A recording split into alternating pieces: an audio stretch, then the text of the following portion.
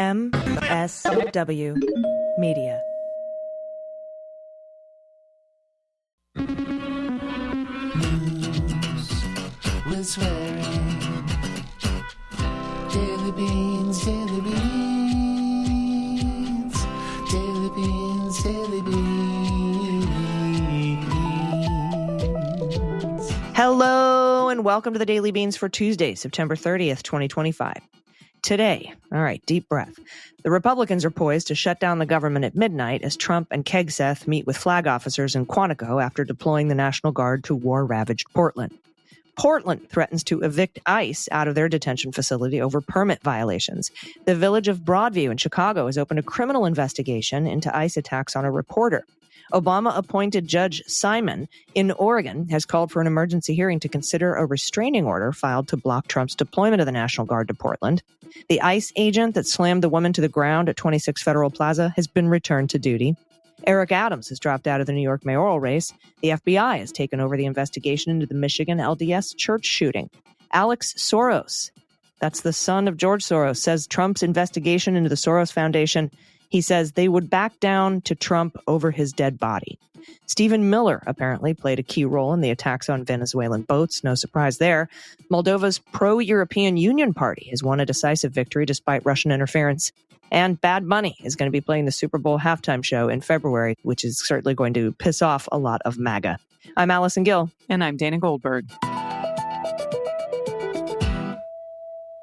Dana, that might be a new record for headlines. It might be. I know we've had some pretty good ones, but yeah, that last story, we're going to cover it. But I hope Bad Bunny doesn't say one lick of English, just not any English, all in Spanish. I would love to not understand half of what he says so that MAGA gets angry and loses their mind. But he's we'll talk about it more during the story, but I actually am very impressed with his integrity about the way he's handled his tour.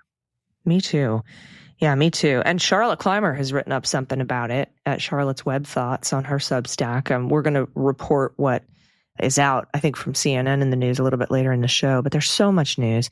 And over the weekend, Dana, I covered Ryan Walters, anti-LGBTQ, libs of TikTok, library appointer, just porn addicted a-hole, stepping down as the Oklahoma school superintendent. I did that on the Midas Touch Weekly wrap-up, but we didn't talk about it here on the Beans. So I was curious as to your thoughts, because he's apparently going to take over as CEO of like some organization that is just going to try to completely dismantle teachers' unions and shove church down everybody's throat. Well, that's what he's trying to do, is he's trying to get enough teachers that are anti-trans to come onto this organization and wipe out the teachers' union. That is going to be a tall feat. I mean, teachers already aren't protected. They don't get the funding they need. You think you're going to convince enough of them to leave a teachers union when they're not even bigoted assholes like you are to somehow join this organization?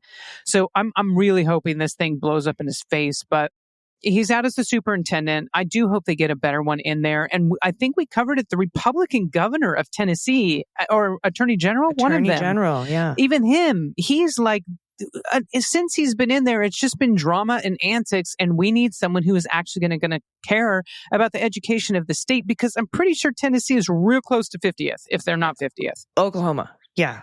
Thank you. Oklahoma. Good correction there. But Oklahoma, I'm pretty sure, is 50th. Yeah, they are. And yeah. Thank you for the correction. Yeah. It's wild to me that he thinks this is going to be successful. But at the same time, I have been unpleasantly surprised by some things that have been successful over the last 8 months, much less 10 years. But I'm hoping enough people are going to shut him down. Yeah, same. And speaking of shutting down, the government might at midnight tonight, Tuesday, September 30th, if there's no continuing resolution. Again, we've said Republicans can do this without a single Democrat. If they change the rules with a simple majority over in the Senate to allow a continuing resolution to be passed with a simple majority, they have the power to do that. So just remember, if they really want to keep the government open, they can do it without us. So don't let anyone tell you that the Democrats shut this down.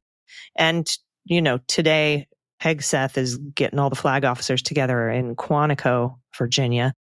And I don't know, he's going to have push-up contests with them or something and talk about warrior ethos. And then Trump caught wind of the meeting, is like, I want to go. So he's going to be there. It's going to be, I don't know what they're going to do. But we'll keep an eye on that and report back to you tomorrow. Also, later in the show, I'll have the second half of the Simon Rosenberg interview from the Hopium Chronicles, so you can look forward to that. All right, we have so much news to get to. Let's hit the hot notes. Hot notes. All right, first up from Politico, Oregon and its largest city, Portland, are suing to block Trump from deploying the state's National Guard, calling it an unconstitutional abuse of power. The lawsuit follows Trump's announcement on social media Saturday. He was ordering the Defense Department to send troops to Portland to use full force if necessary. Remember how, Dana, he wanted to be able to shoot people? Protesters during the George Floyd protests? Yes, I do. He wanted to combat protests that he said were interfering with immigration enforcement. Trump described the decision as a result of a request from Homeland Security Secretary Kristi Noem. Now, lawyers for the state say protests against immigration and customs enforcement have been small and subdued, routinely featuring about 30 people, and that there have been no arrests related to those protests from June until now. During a Sunday morning phone interview with NBC, White House correspondent Michelle Sindor, Trump made some remarks that seemed to indicate he might back off his military plan for Portland. Trump referenced a weekend conversation with Oregon Governor Tina Kotek. And he alluded to being told by Kotek that the reality in Portland is different from what's being portrayed to him.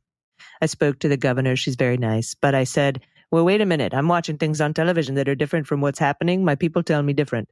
They're literally attacking and there's fires all over the place. It looks terrible. So clearly Stephen Miller is showing him videos of something else that's not Portland and telling him tall tales to get the guard deployed. That's what we've been saying is going on. And Trump is, I think my people might be telling me the lies. Okay, well, yeah.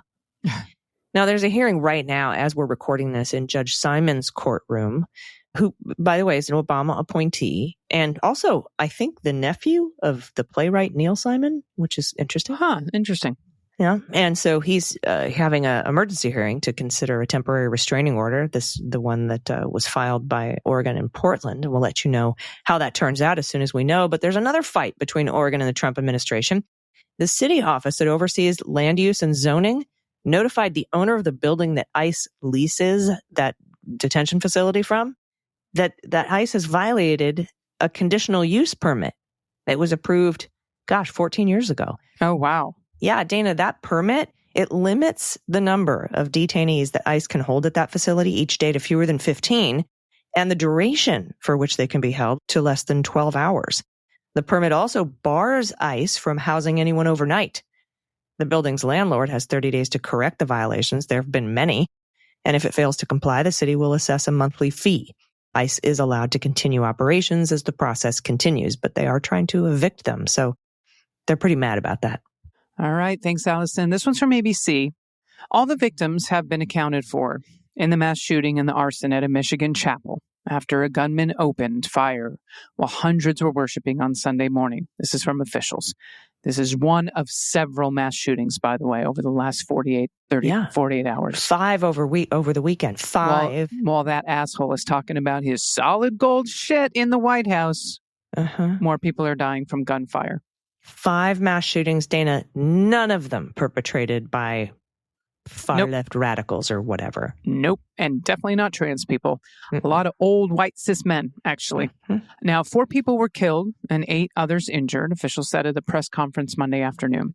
The gunman, this is what we're talking about, 40-year-old Thomas Jacob Sanford. He drove his truck into the Church of Jesus Christ of Latter-day Saints in Grand Blanc, Michigan on Sunday morning. And then he started shooting at the congregants, and then he set the building on fire. This is according to officials. The gunman was then killed in a shootout with police responding to the scene.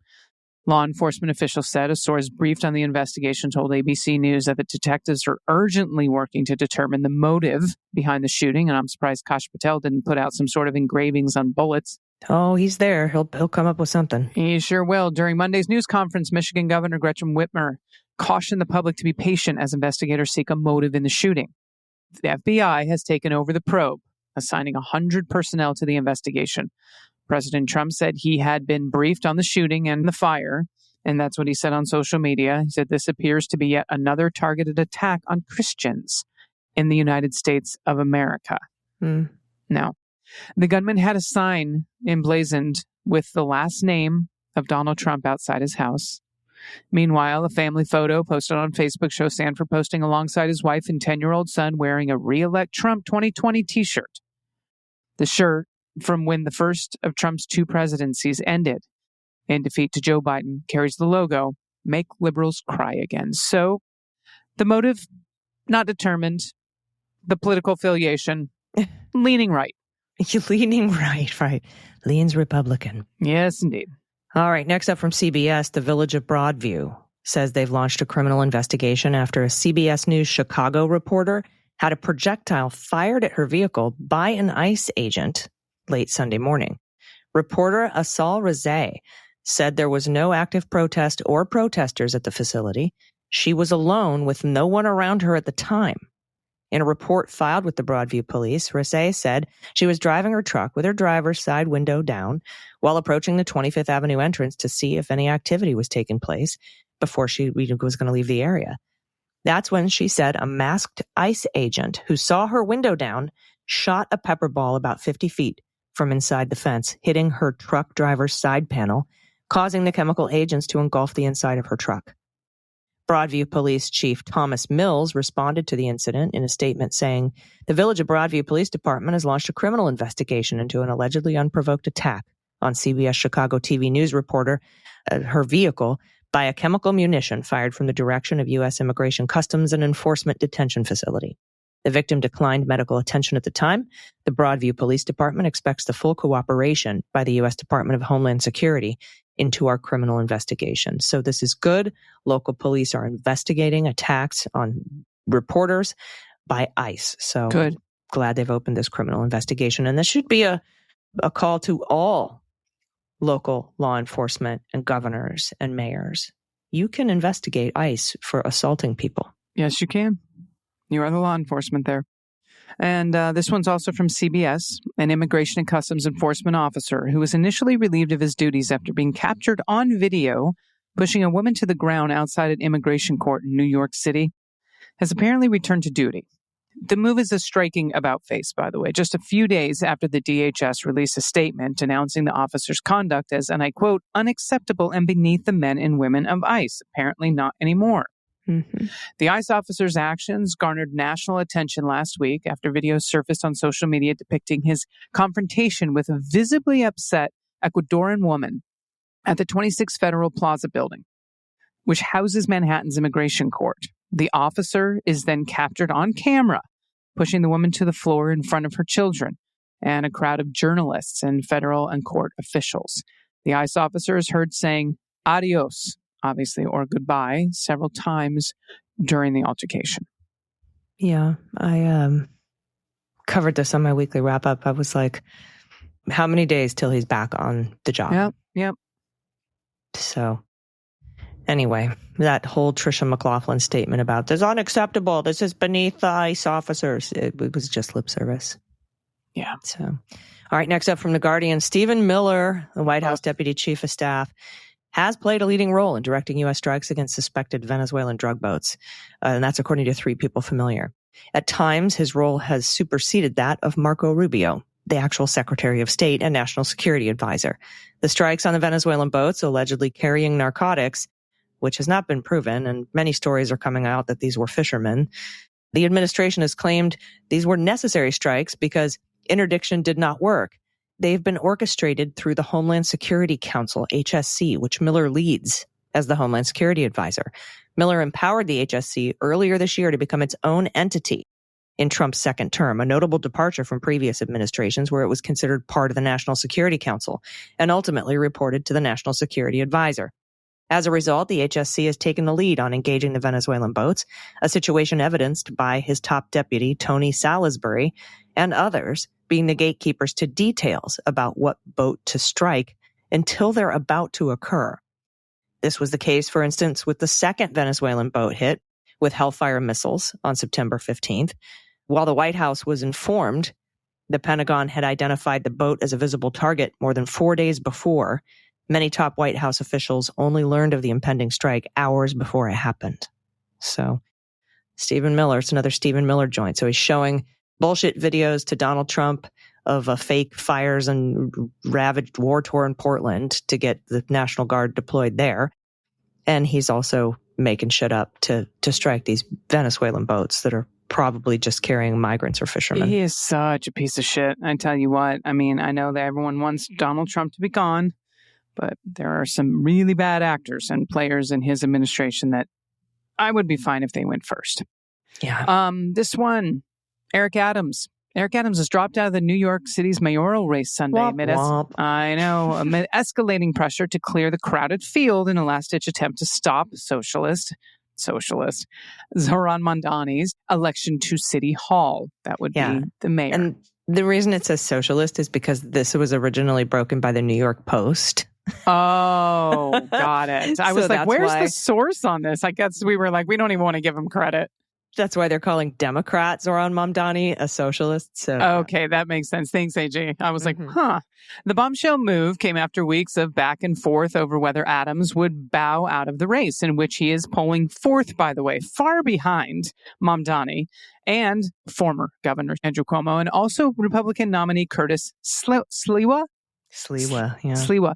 And I can already say that Sliwa's going to be the next to go. We know that this is a plan to consolidate votes. Yeah. The mayor noted his campaign's inability to fundraise, taking aim at the city's campaign finance board for repeatedly denying him millions of dollars in matching public funds, which put him at a massive disadvantage compared to his opponents. And I'm wondering if they were like, we don't know what you're going to do with the money.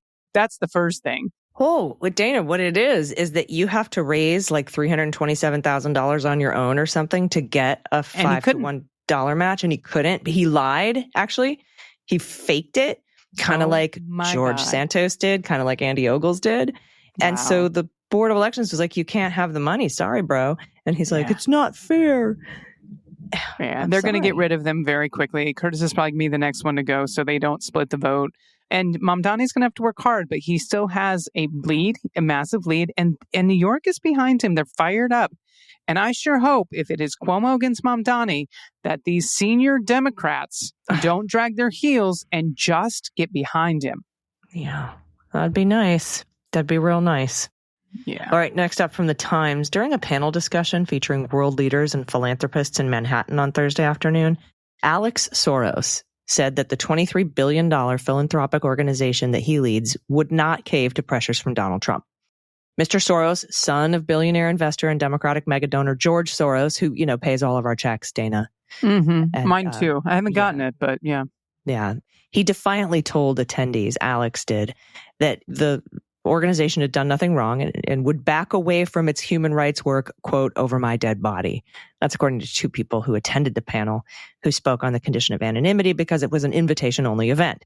Their remarks came in response to a question about a report in the New York Times revealing that a senior Justice Department official had instructed more than half a dozen U.S. attorneys' offices to draft plans to investigate the Open Society Foundations, which was started by Mr. Soros' father, George Soros. Now, if you happen to have a copy of that memo, I don't think we've seen it, but my Signal information is in my Blue Sky bio. So if you have eyes on that memo, I would love to see it. You could send it to me. I'll keep you anonymous. There you go. All right. And this one's from CNN. President Donald Trump on Saturday shared an apparently artificially created video of himself promoting a cure-all bed with origins in conspiratorial corners of the internet. QAnon origins, everyone.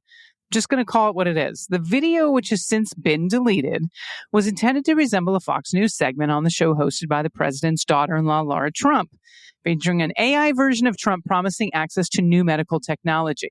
This segment has never aired on the network, ever. It was all made up, everyone. Do you think he saw it and was like, look at me, how good I look. I'm going to share this. I think at this point, because I think lots of people run his social media, it's a distraction. So someone will get talking about this instead of the, Epstein files. And they'd be like, look what he's trying to do. And this is a quote. Every American will soon receive their own MedBed card. And this is, by the way, this is what the false rendering of Trump said. With it, you'll have guaranteed access to our new hospitals led by the top doctors in the nation, equipped with the most advanced technology in the world. The MedBed conspiracy, everyone, this theory has spread during recent years from QAnon circles. It's a modern manifestation of an older traditional belief, okay, by quack doctors and miracle cures, and it's rooted in a deep distrust of government and medical institutions. It's an idea that this med bed, you're going to lie in it, and it will cure everything. everything. Mm-hmm. And everyone's going to get a card for this, not just the rich and the wealthy, everybody. And the fact that he even shared this, if anyone was believing this, my God. He's insane. Yes. Well, we he's know got that for problems. sure. Yes, he does. Yeah. All right, here's some good news. Moldovans gave the country's pro-Western governing party a clear parliamentary majority in a weekend election, defeating pro-Russian groups in a vote widely viewed as a stark choice between East and West. European leaders on Monday hailed Moldovans for reaffirming their commitment to a Western path and a future membership in the EU in the face of alleged Russian interference. The country is small in size and population, but with outsized geopolitical importance. The outcome of Sunday's high-stakes ballot was noteworthy considering Moldovan's authorities' repeated claims that Russia was conducting a vast hybrid war to try to sway the outcome. Moldova applied to join the EU in 2022 in the wake of Russia's full-scale invasion of Ukraine, and they were granted candidate status that year as well. So, very small country with a very big stick that they're carrying around there in Europe. And congratulations on this.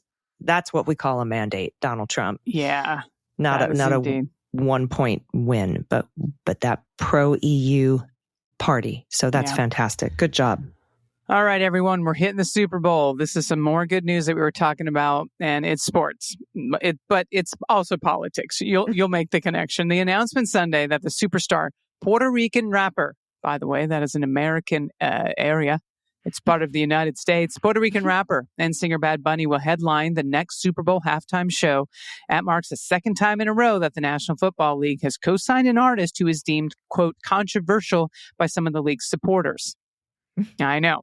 Now, Kendrick Lamar, a rapper from Compton we saw last year, angered some conservative viewers with the political symbolism he utilized. Yeah, but this is the thing. None of them got it until it was pointed out. Yeah. During his performance last February. And it was powerful. And it also, it wasn't for them. A lot of it was for the Black community, intentionally. It was so good. Yeah. Now, some of the costumes, choreography, and Lamar's lyrics, it referenced systemic inequality and racism in the United States, which is a real thing. And that game, by the way, was attended by Donald Trump. But as I remember, I don't think he even stayed very long. I think he left. It might have been nappy time. I can't remember. But while Lamar has mostly used his art to express his sentiments, Bad Bunny, he's been more overt about his dissatisfaction with the current administration. In 2024, he endorsed publicly Vice President Kamala Harris in her campaign for the presidency against Donald.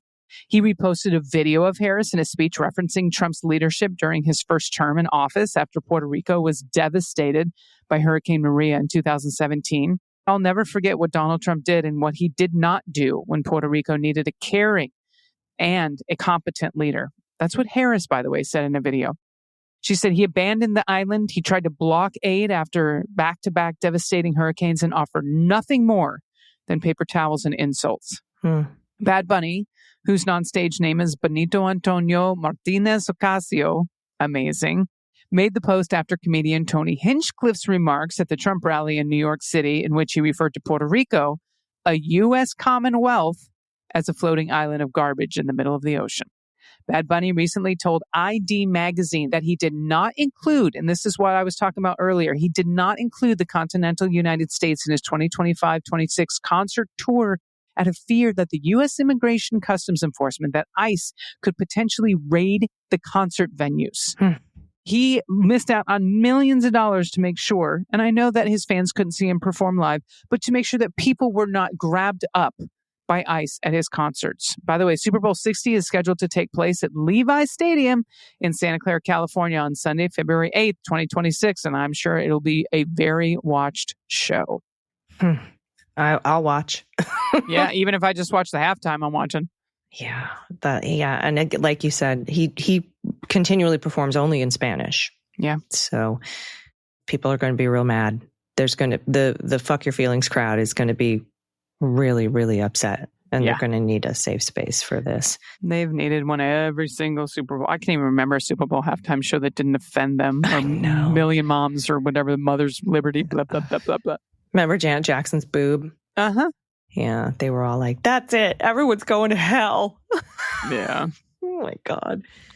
And Prince and his guitar. Yeah. Oh, with the big, you know what I'm talking about. Yeah, I do. Anyway, quick update for you. Judge Simon in the Oregon case that I was telling you about, he's convened the parties for a scheduling call on the guard deployment, and he just set a Friday hearing at 10 a.m. Pacific time for the restraining order hearing. Right. The Department of Justice is arguing that the 200-member guard contingent doesn't warrant emergency treatment that Oregon contends. Well, that's interesting. So they're putting in troops because there's an emergency. Yeah. And the judge is saying there's no emergency that is necessary for that. Interesting. Okay. No, the DOJ is saying. The DOJ, excuse me. Yeah, that's their argument that why there shouldn't be a temporary restraining order, because temporary restraining orders are for emergencies only. And this is only 200 National Guard members. So there's no emergency, but there's totally an emergency. Exactly. Which is why we have Thank to send you for unwinding that for me. 200 National Guard. Yeah, no, you hit the nail on the head. You are exactly right, my friend. That is the dumbest fucking argument they could possibly Didn't make. you guys send these fucking troops because there was an emergency in Portland, and now you're saying there's not an emergency for this? There's an emergency, but 200 isn't an emergency. Right. It's a different emergency, but our response to the emergency is not an emergency. I can't wait to hear these arguments, and I hope the judge is like, what the fuck are you talking about? God. Anyway, all right, so that hearing is going to be Friday. So we'll keep an eye on that for you. And then also, everybody, we do have some good trouble today, but it's up first in the good news. But before we get to the good news, you can hear the second half of the Simon Rosenberg Hopium Chronicles interview, which is also available on Substack, MillerSheWrote.com. Stick around. We'll be right back. After these messages, we'll be right back. What I think we're seeing here with, standing up to a bully, people are learning. Maybe they didn't believe it at first.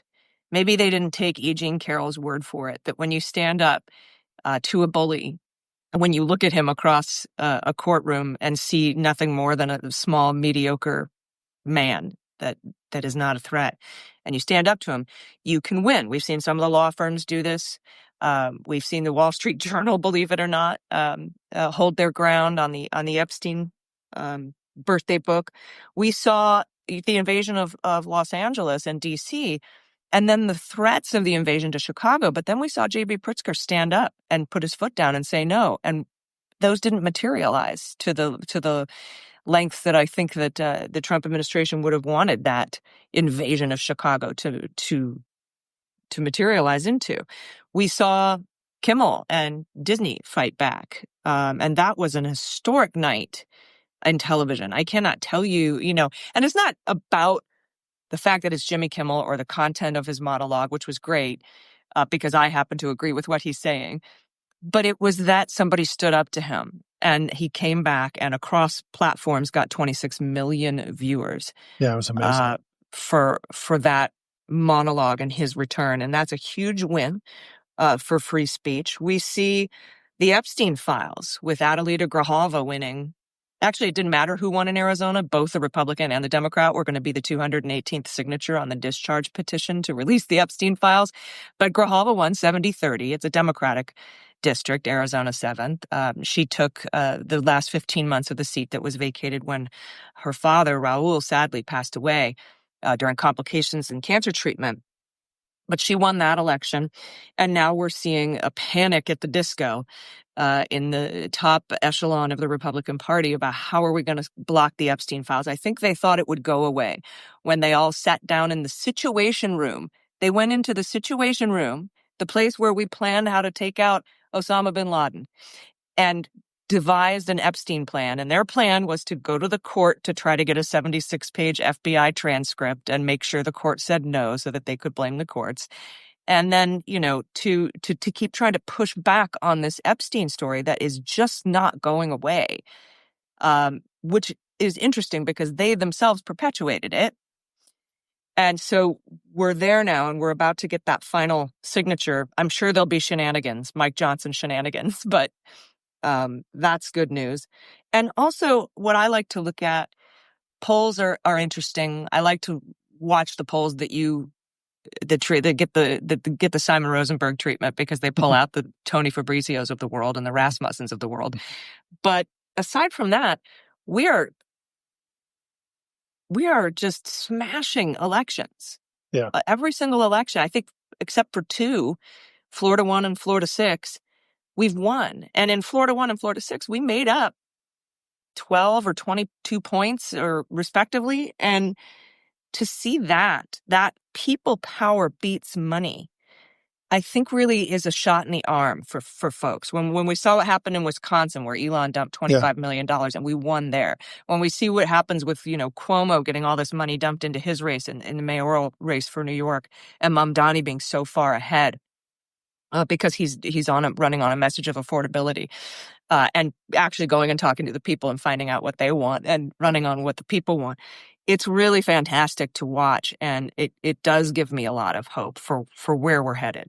Listen, I think that just in using traditional elections, right, as a guide, and because so much of what's happening is outside of traditional politics right now, we've had a great year, and we have been overperforming at a very elevated level, almost too high in some ways, because it can't really be true. But we're overperforming at a higher level than we were at this point 8 years ago, and we won the midterm elections by 8.6 points in 2018. I was a chief strategist for the DCCC in that cycle when we flipped the House, and so we're actually doing better in local and special elections than we were 8 years ago, and it was a blowout win. And so we should be encouraged that, assuming we have elections next year and that everything happens, that we're on track to have really good midterms. And I think that the fall elections are all very promising. Abby Spanberger and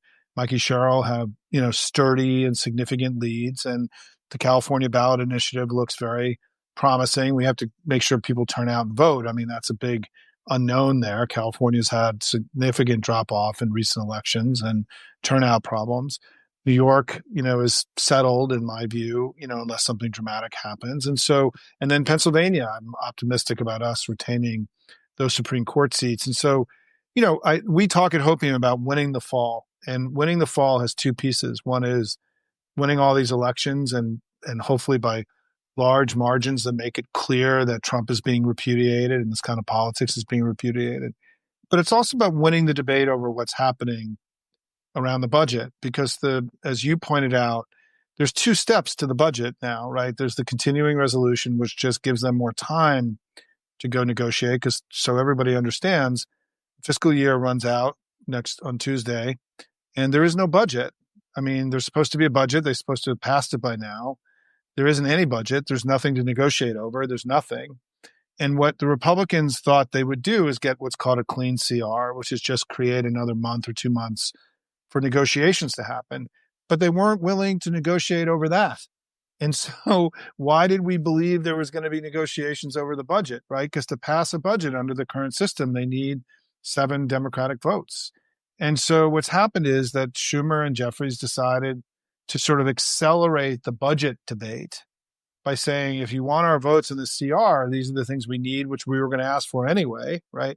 In the end, budget negotiation. But people should realize that this budget debate that we're in now is going to be taking place over the next 2 to 3 months. There's going to be the initial skirmish over the CR. But, at some point, an actual budget of the United States has to pass. And what's going to be interesting is whether or not there's anything the Republicans can put forward that would get 7 Democratic votes.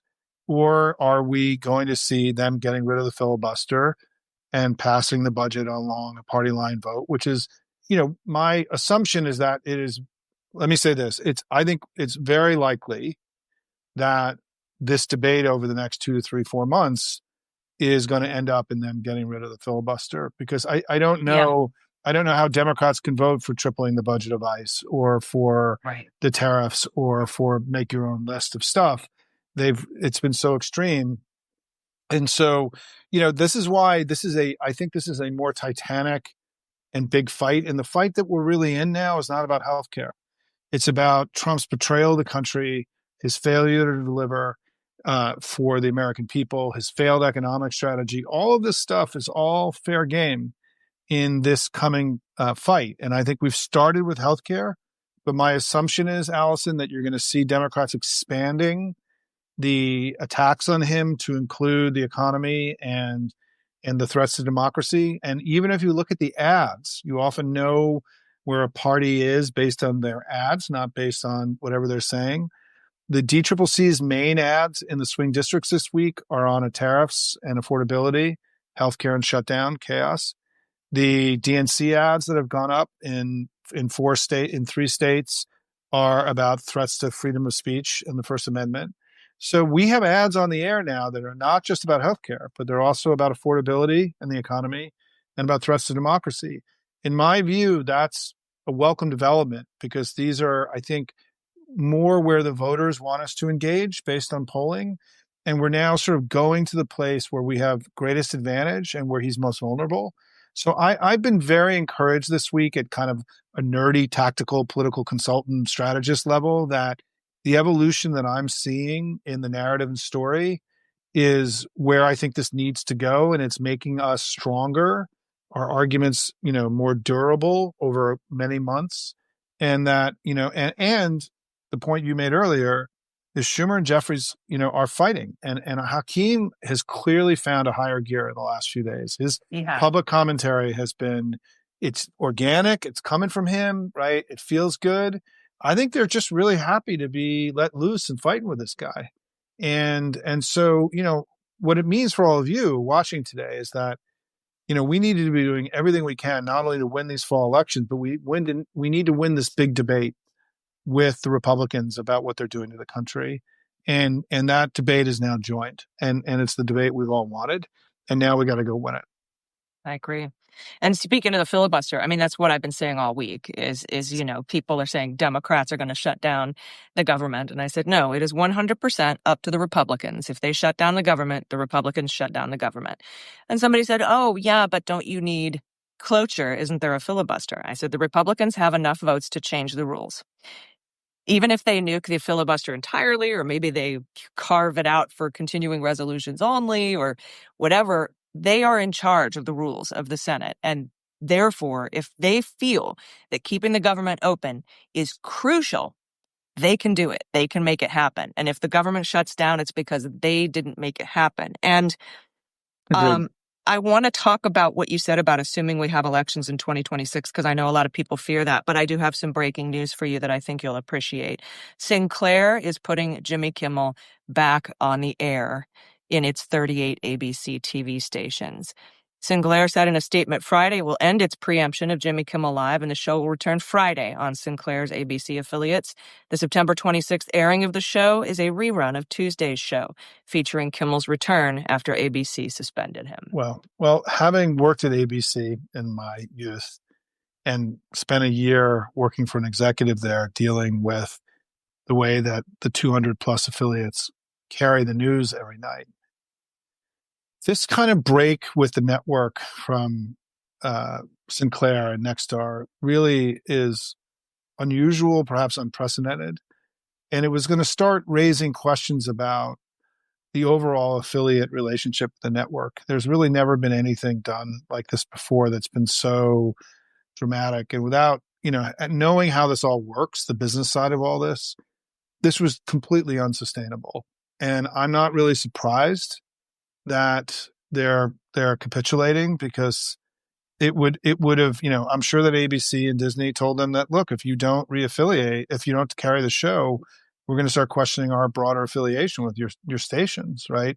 And the network has a lot more leverage here than people really understand. And so I was a little surprised that Sinclair and Nexstar sort of so kind of righteously immediately said we're not going to carry Kimmel, because that was Disney and ABC have could de-affiliate, and then those stations are effed, right? From a business standpoint. And the shareholders were pushing back against this. It's another example of people power over money. So many people, so many of us canceled.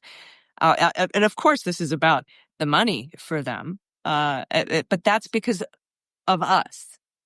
Right. Agreed.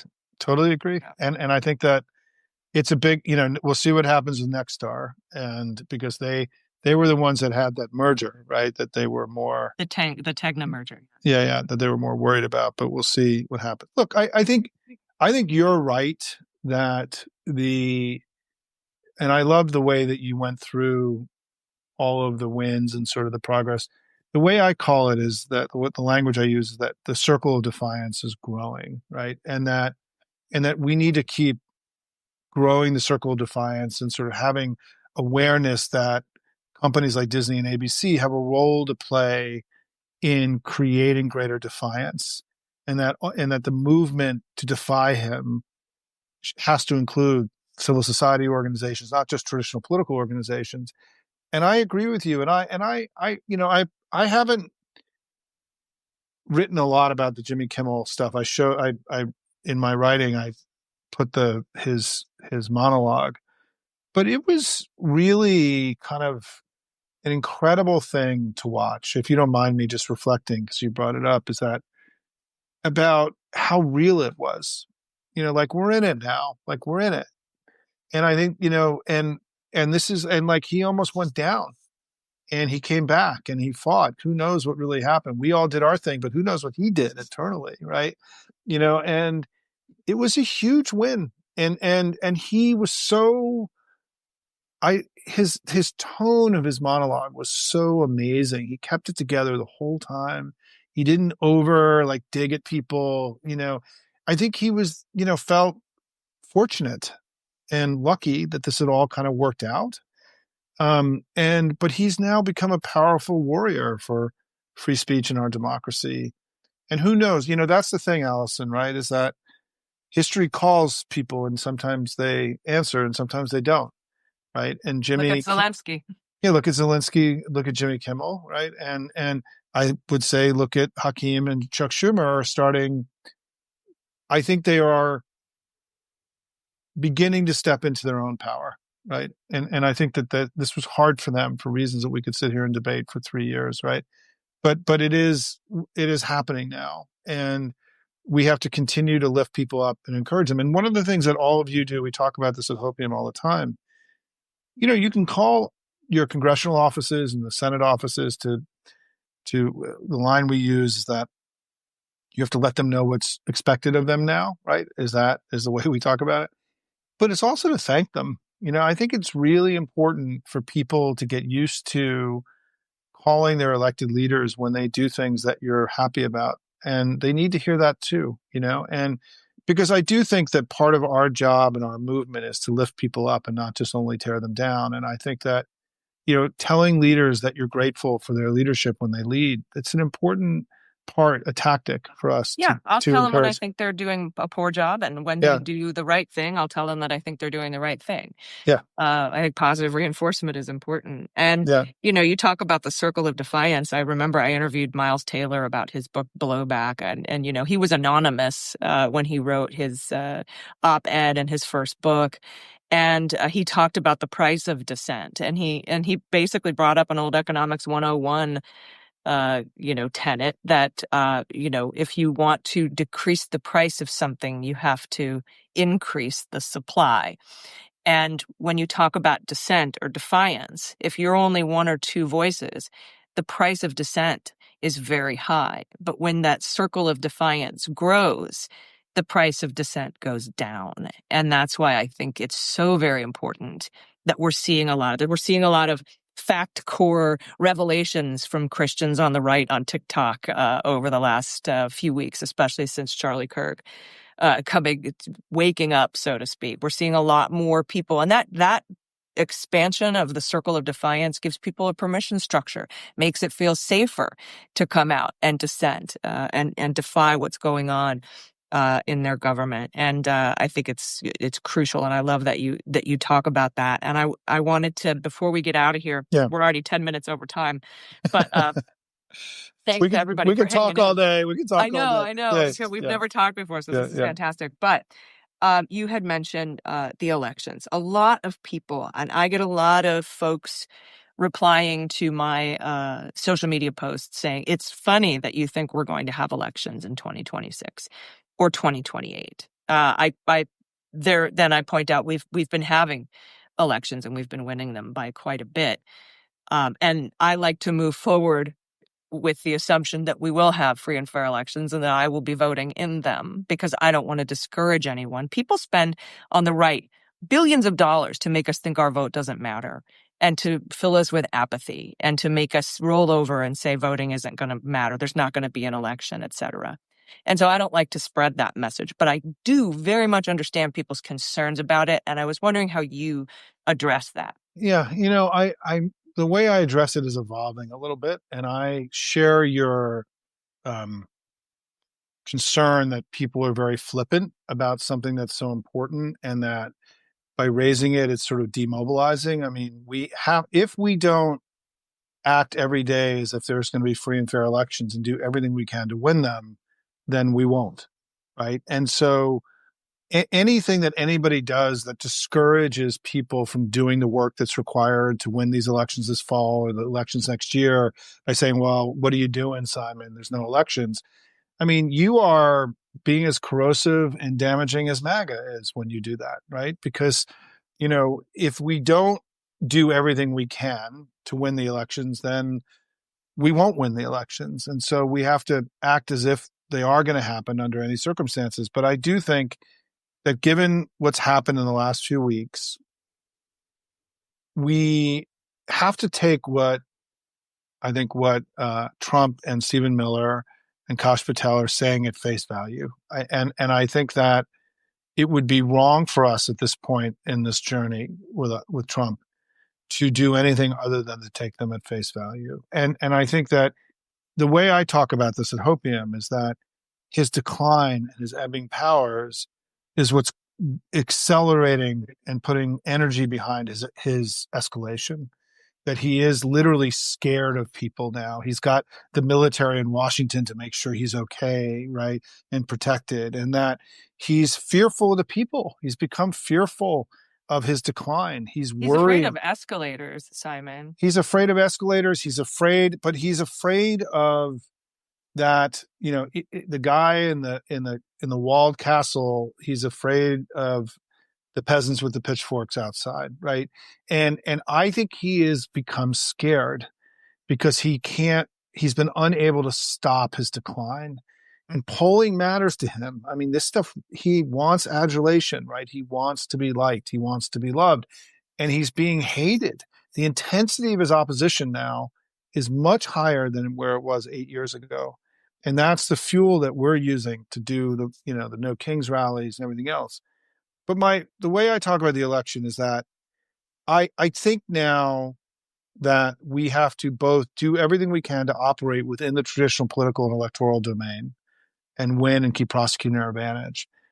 And there needs to start to be this separate conversation about his growing illiberalism and his descent into authoritarianism and ways of mitigating that damage. And one of the things that I'm going to start doing my own homework on is that there has been writing done by people who study this stuff in other countries that when you start engaging the public in the threats to the election and what they might do, it actually makes it far less likely that they will actually execute on these plans, right?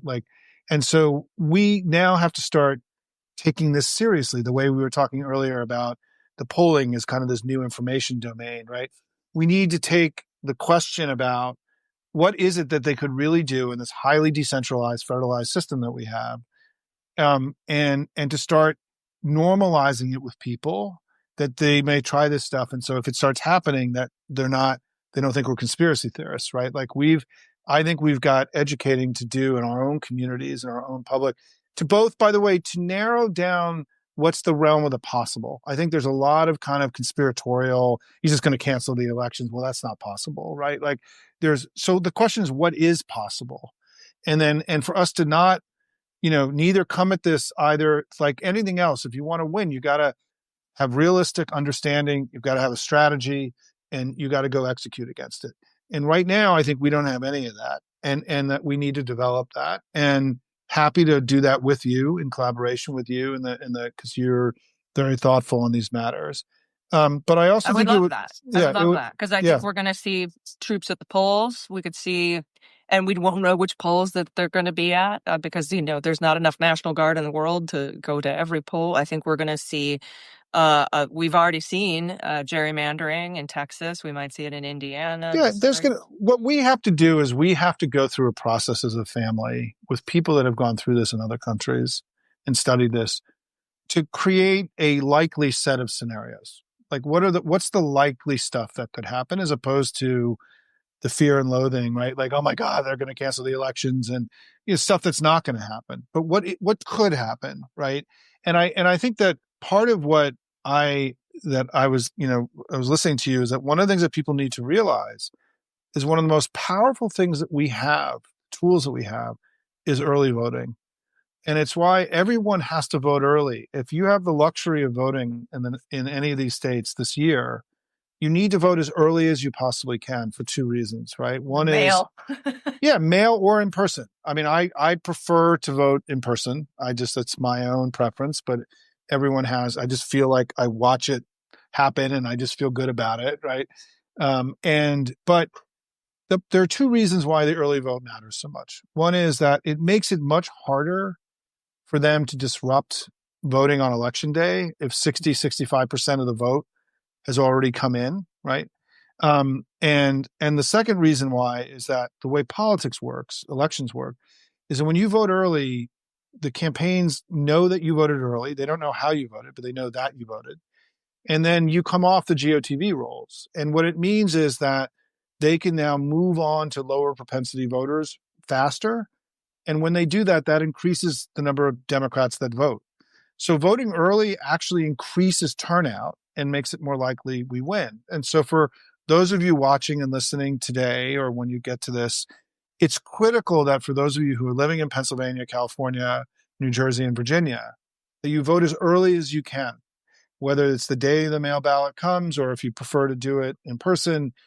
Do not wait. Do it as early as you can.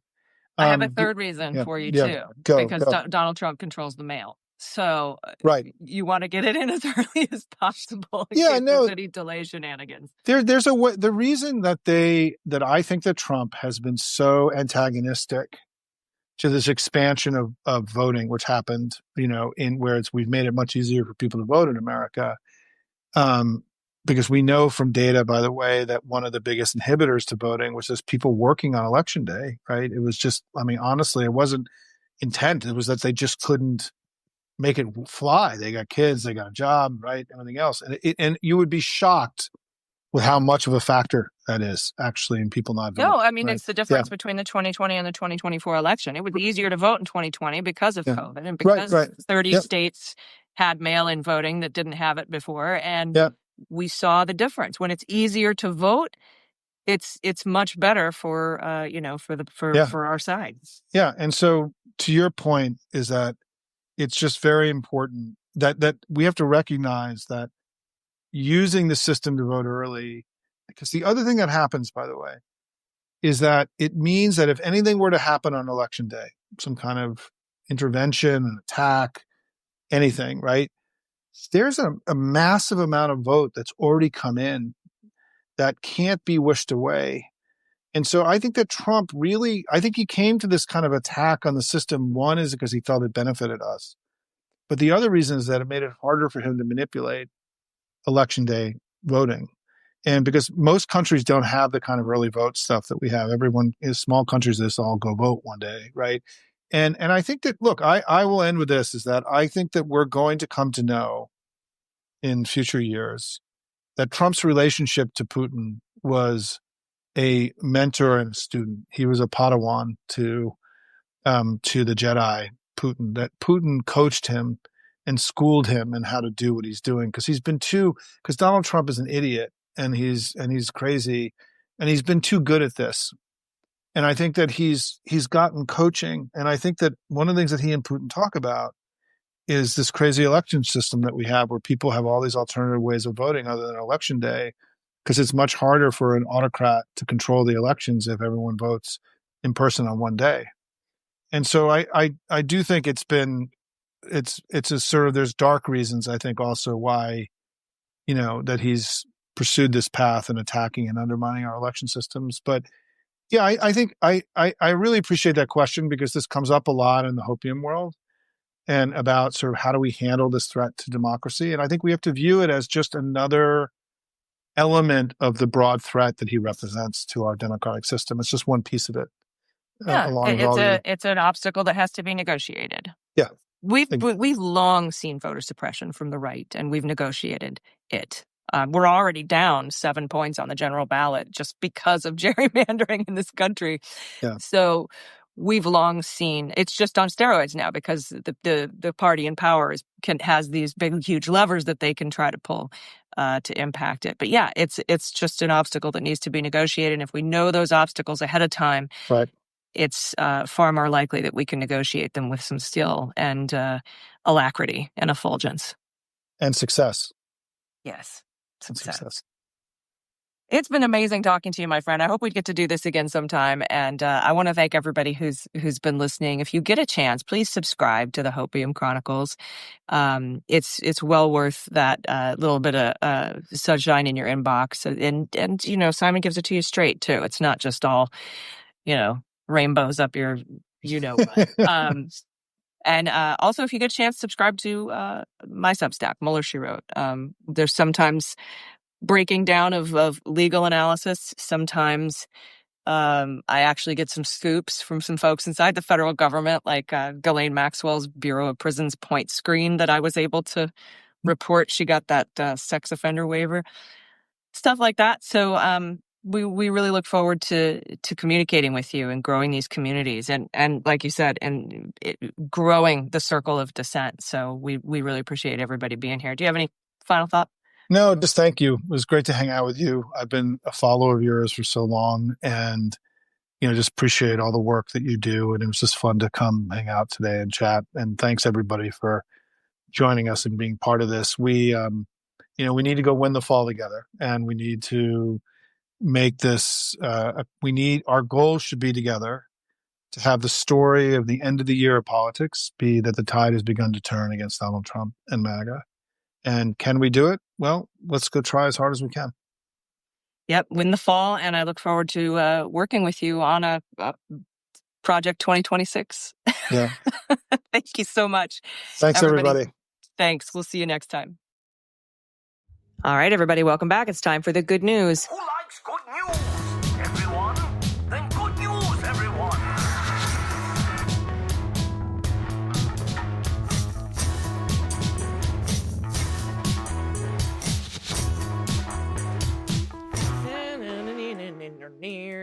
Good news. And if you have any good news, any little good thing or any big good thing that's happened to you yesterday or 10 years ago or 100 years ago, you send it to us. We need to bask in your awesomeness. It's important. We need to microdose hope. So send that to us. You can also send a shout out to a loved one or a small business in your area or yourself. We love a self shout out. Maybe a nonprofit you work for or that you know is doing some great work. You want to shine a light on the work that they're doing. We would love to hear about that. Some great local community organizing that's going on in your neck of the woods. We would love to hear about that too. You can also shout out a government program that's helped you or a loved one, anything from federal programs like the Affordable Care Act subsidies or tax credits, WIC, SNAP, Section 8, anything down to some municipal program or something local, more local like Medi-Cal. Send that to us. We would love to hear about it. And all you got to do to get your submission read on the air is really just attach a photo of anything. Anything is fine. That's it. You could send your pet. We can try to guess the breeds of your pet. If you don't have a pet, you can send an adoptable pet in your area. You can just grab a random photo of an animal off the internet if you want. I love secretary birds and capybaras and frogs. Dana loves baby animals of all kinds, pandas, otters especially. Otters. And speaking of babies, you can send your baby pictures. You can send family, human photos. Maybe some great rally signs you've seen at protests recently. I just got invited again to speak at the No Kings rally here in San Diego. Very nice. I'm going to happen to be in Minneapolis that day. So I'm going to see if I can find the No Kings in Minneapolis. Dude, Minneapolis is seriously, it's one of my top 3 cities. I love Minneapolis. Oh, it's fantastic. so very much. So all you got to do is send all that to us, attach your photo and you're set. And you can do that at dailybeanspod.com and click on contact. A little bit of good news. Our special report on Andy McCabe speaking out for the first time on the Unjustified podcast on MSW Media. It's almost got 700,000 listens on Midas's YouTube channel. So I'm just so heartened that there's that many people out there that care about what Andy McCabe has to say in the face of the Comey indictment. And Nicole Wallace actually played clips of our Unjustified podcast on MSNBC today. I got a bunch of notifications letting me know that our little MSW Media podcast was featured on MSNBC. So very cool. Very cool. So thanks to everybody for supporting us, because this kind of stuff happens because of you. All right. Our good trouble is up first. And it comes from Dana Suplee. I hope I'm saying that right. Pronoun she and her. I'm a co-leader of a red, wine, and blue local Trouble Nation group. I love this. We are called the Mainline Good Troublemakers. We do a monthly educational meeting, either focusing on education, LGBTQ plus rights, women's rights, immigration, or democracy-related topics. We also do at least one in-person event every month, and that may be a protest, poster making, crafts for democracy, community support effort, a self-care event, or just dinner out to be in the community.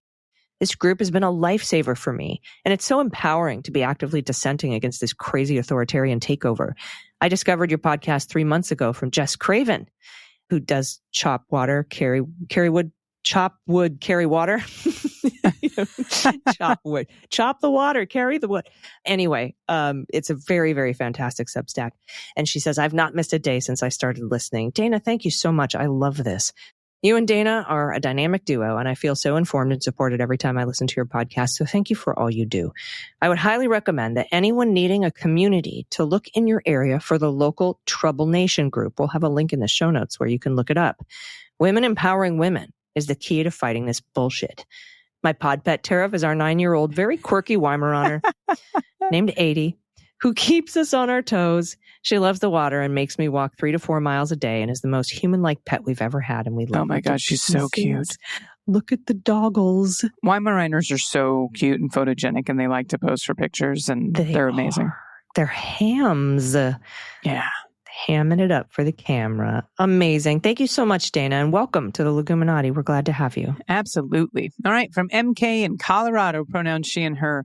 The comment on John Fugelsang's hair had me laughing. I'm in my happy place, a cabin near Durango, Colorado, and reading John's book. In my head, it's his voice at 1.5 speed, as that's how I listen to the Daily Beans. I have a list of people I need to buy copies for. It's that good.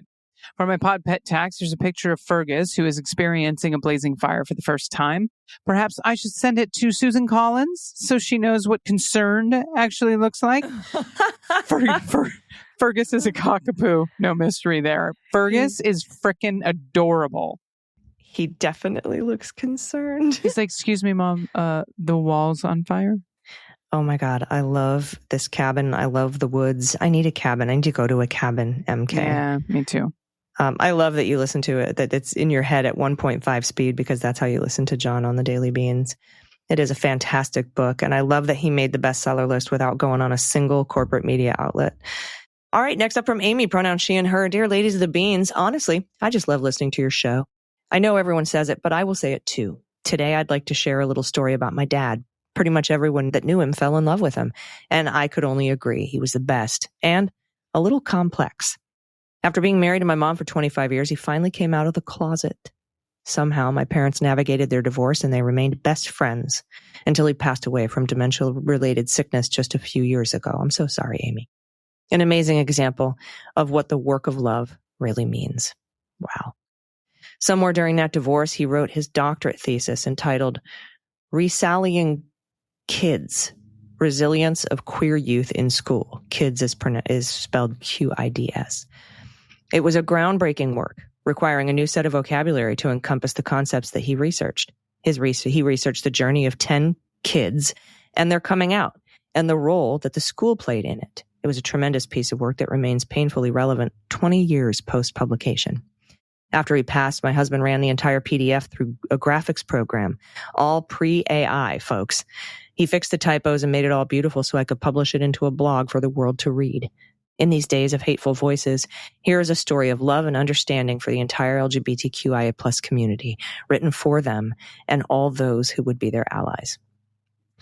For my pod pet tariff, we'll have a link in the show notes, by the way. For my pod pet tariff, I'm including 2 pictures, one with my dad having a quiet moment with Serendipity, his friend and cuddle bum, during the last years of his dementia, after he'd gotten to the point where he could no longer walk. In the other one, he is getting ready for a walk in my yard. It was a cold day, and since he always took his friend along, Serendipity had to be dressed for the weather as well. Fond memories that will last a lifetime. Keep up the good work, AG and DG. Keep your heads up and your hearts strong. Oh, Amy, thank you so much for this. I needed that today. I needed to hear that. it's very sweet. Look at the papa. I know. Oh, wait, no, it's a stuffy. Oh my God, I love this. Yeah, it's a stuffy monkey, I think. Serendipity. Cute. All right. Thank you. Next up, we've got Katie, pronoun she and they. Hi, Beans buddies. I've been pretty overwhelmed for a while now, and it's felt like there's nothing to look forward to. Everything is more expensive, plus home car repair expenses have led to pretty much just staying home. I talked my partner into an overnight trip, so I have some good news from that. We moved to Indianapolis over a decade ago and never made it to Holiday World Amusement Park in Santa Claus, Indiana, about 3 hours away, until last weekend. On the way down, we stopped at the Tasty Plate Cafe in Morgantown, Indiana, population 998 in 2024, and had some wonderful vegan food. We stopped in Bloomington, Indiana, and grabbed some vegan donuts, then passed through Lagudi, Indiana, population 2,600 in about 2024. On our way to Jasper, Indiana, 16,000, almost 17,000 people there, where we stayed 30 minutes north of the park. Jasper was lovely. Our hotel was along a small river with a park that had historic buildings and scenery. We had an amazing vegan burrito bowl at a place called Retro Mexican. Then we went to Holiday World for bonus twilight hours included with our Sunday ticket. Shout out to vegan options, even in small towns. Yeah, I was going to say, this is so cool that there's all these vegan options in these tiny little towns in Indiana. Know. The park was fun. We had a nice time, but that's not really why I wanted to write in. One of the things my partner and I were planning to watch for was Trump stuff, since we were driving out of the city. We saw one shirt on a boy too young to vote when we were at the park, and that's it. No yard signs, bumper stickers, or anything. I feel like that's a bit of a win. Anyway, back to sitting at home playing video games I already owned for a while.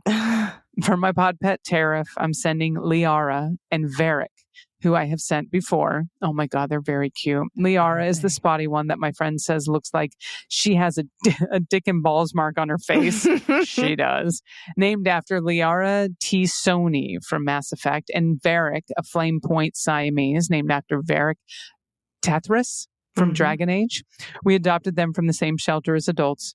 Liara Varric Cats, hashtag Liara Varric Cats is the most socials if you're interested. Oh my gosh. In most socials. Liara Varric Cats. LIARAVARRIC Cats. Look at the babies. I know. Yeah, that's a dick and balls right there on the face. Sure is. I gotta Things say. I have never said before, by the way. Yeah, nope, you've never had. I'm sorry, my plastic surgeon said I can't do any activities where balls fly at my face. Well, there goes your social life. All right, sorry. A little bit of a, what movie is that? What is Clueless. that? It's there Clueless. You go. All right, next up from Preston, pronouns he and him. This shout out goes to my wife, Michelle, as we celebrate our 20th anniversary today. She's also most likely listening as she gets ready to head off to work at a local Montessori school. My wife has been an amazing partner and mother to our 2 teen boys. Now, some months back, Michelle had me spotlighted on the shout out after dealing with a major heart attack. I remember this. She truly has been by my side and overwhelmingly supportive through all of this, and I couldn't have been able to recover the way I have without her support. Her heart, on the other hand, remains constantly full of love and compassion for others. Michelle passes this love on to her students and all whom she meets. I know she will continue to keep me healthy and strong to celebrate 20 more years and beyond. For my pod pet tax, I'm including a picture of Michelle during the No Kings March in San Diego. We were very fortunate to march a short distance with a local celebrity. The second picture is Michelle with our 2 boys on their first cruise this past spring break. Lastly, these are our 2 cats, Scout and Goose. Oh my goodness, look who. Oh my gosh, look at who it is. Nice celebrity sighting. It's me, I remember. Cutie pie. Preston and Michelle. Yep, I got my boots on. I'm very kind of, look at that left-wing militance that I love it. Portraying. Look at this beautiful family photo. Oh my goodness. Yeah, gorgeous. Raising a couple of amazing people there, y'all. Michelle and Preston, thank you so much for that submission. I love that. Yes, this next one's from Adrian, pronouns she and her. The tinfoil hat originates from 1927, short story by Julian Huxley titled The Tissue Culture King. Okay, I knew one of our listeners would know the origin. Yep, some say its shape is based on a party hat shape, but my tinfoil hat theory is that it looks like a Phrygian hat? Phrygian hat. What the Smurfs wear, which has a larger history representing liberty in America. Example images are included. But I suspect the reality is it's the easiest shape to make after wrapping your head in tinfoil and then squeezing it to fit your head. Yeah, that's probably the truth. Funny. Oh, there we have an example of a Smurf hat. Phrygian cap. Okay. Wow, see? Brilliant listeners. I knew they would know. If I ever have a question, I just need to ask it on here, Dana, and we'll have an answer the next day. Well, yes, we will.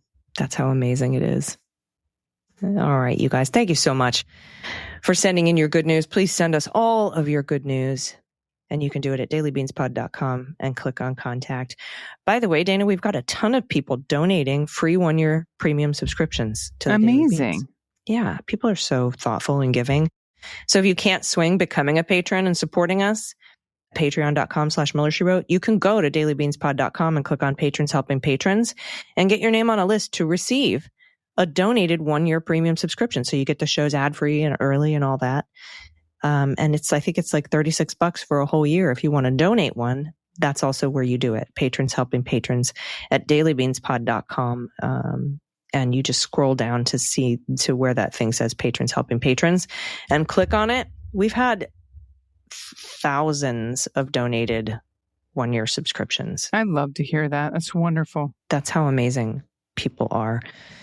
And thanks for everybody for coming out, to the patrons for coming out to Harry's birthday happy hour this past Friday.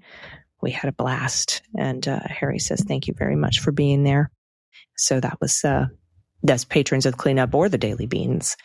That's all I've got for today. It was a lot of news. Thanks for hanging in there with us to go through it all. It was a lot, and it's going to be a lot tomorrow. I don't see it letting up anytime soon. So y'all are amazing and resilient and incredible. So thank you for listening and thank you for being there. Dana, do you have any final thoughts? Not today. All right. We'll be back in your ears tomorrow. Until then, please take care of yourselves, take care of each other, take care of the planet, take care of your mental health, and take care of your family. I've been AG. I've been DG. And them's the beans. The Daily Beans is written and executive produced by Allison Gill with additional research and reporting by Dana Goldberg. Sound design and editing is by Desiree McFarlane, with art and web design by Joelle Reeder with Moxie Design Studios. Music for The Daily Beans is written and performed by They Might Be Giants, and the show is a proud member of the MSW Media Network, a collection of creator-owned podcasts dedicated to news, politics, and justice. For more information, please visit mswmedia.com. MSW Media.